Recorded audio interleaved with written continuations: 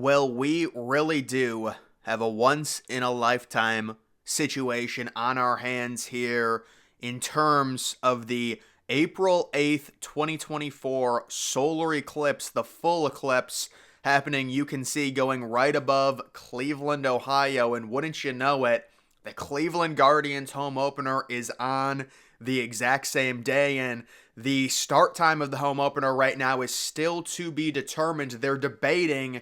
You can see right there around 3:15, which is normally when Guardians home openers are. They're actually around 4:05 to 4:10. That's when they normally start.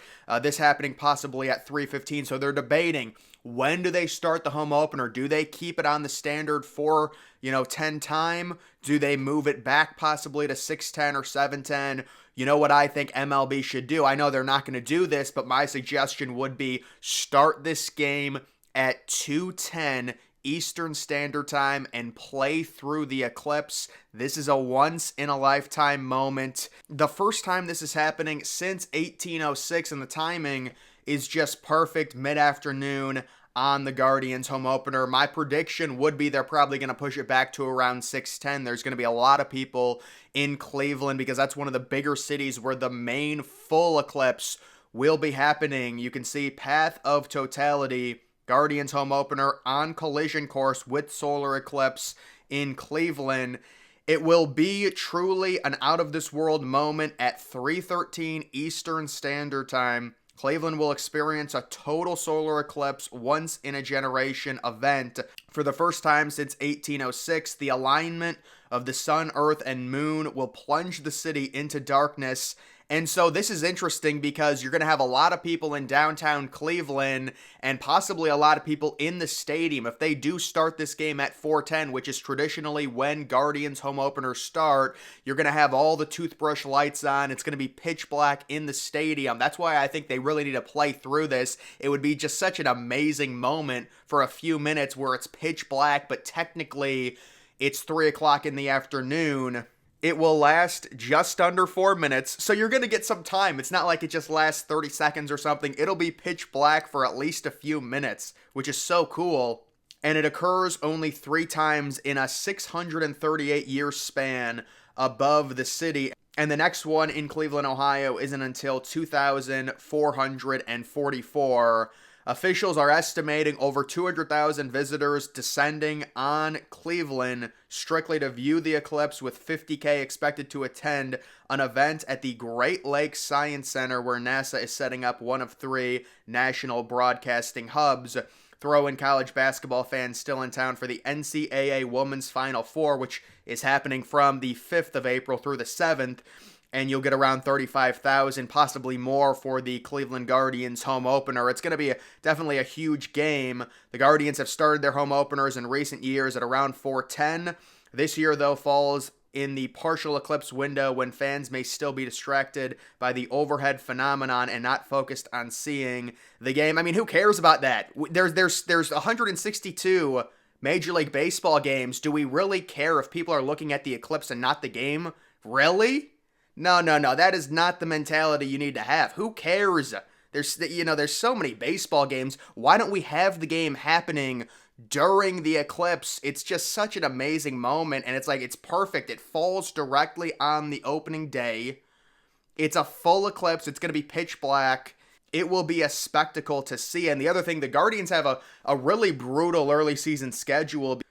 They start an 11-game road trip and are expected to announce their decision on the opener in the coming days. So they're going to be announcing it, and my prediction, I do think they're going to go with 6:10 or 7:10. They're going to want to do it after to get everyone out of the way, clear up some of the traffic in the city, let the eclipse go by, and it'll still be kind of a partial eclipse, at around 4 or 5 o'clock, so they're probably not going to have the opener start until 6 or 7, which is just such a massive missed opportunity when you think of how rare this actually is. There is another photo of the line of the eclipse, and I'm guessing the blue area is the most impacted. I mean, Cleveland is right next to there, almost going right by the lake in terms of where the middle of the eclipse will be, so it's going to be pitch black for a little while.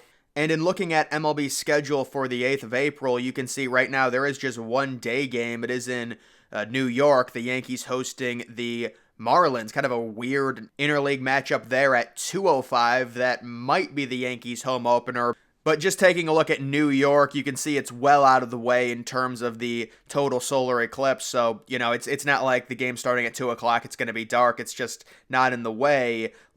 Dallas, Texas would be in the way. Little Rock, Indianapolis, Syracuse, those teams don't have MLB teams. And anyways, the Texas Rangers don't play until night. And here is the true context and the full detail of the eclipse highlighted there in Cleveland, Ohio. So the partial eclipse begins right before 2 o'clock, 1:59. Imagine starting a game at 2:10 or 2:05. You get the whole entire thing.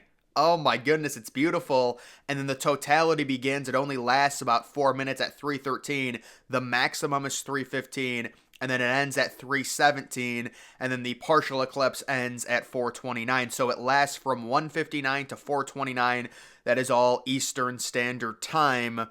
Who remembers in Call of Duty Black Ops 1 in Shangri-La, the eclipse in that? Oh, that was a great game, man. Such an underrated game. I remember doing that with my friends. But yeah, when it comes to this solar eclipse, it's a huge thing. They should really take advantage of it. We all know they're not going to, and I'm sure they're going to come out and say, oh, the game is starting at 7:10 or 6:10 because we don't want the fans to be distracted. Everyone's going to be looking at the eclipse, when in reality, they should be playing during it. It would be an amazing moment, and it would actually raise MLB in terms of popularity to see a game going on in the pitch black that's around 3 o'clock in the afternoon.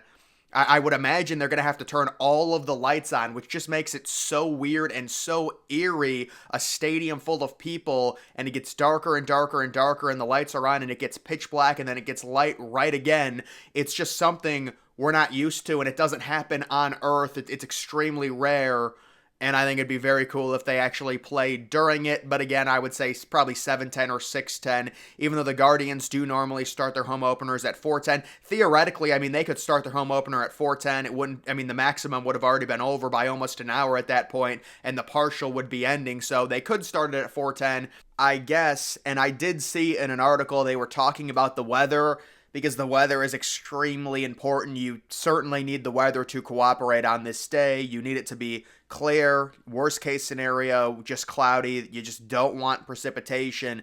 And apparently, it's hard to say with it being early February, but they're saying it should be decent weather. Again, I really can't take much stock into it. It's over 2 months away, but you hope that it is nice weather in early April. Really hit or miss with Cleveland. It could be freezing cold. It could be 60 and perfectly fine. They've had both of those on their home openers. I know the Indians back in 2007 had their home opener snowed out, and they had to play a few games in Milwaukee because the weather was so bad. But we've also seen weather be around 60 degrees in early April. It just depends. Either way, that is going to do it for this video. Make sure you're following me on X. Link to that's always in the description.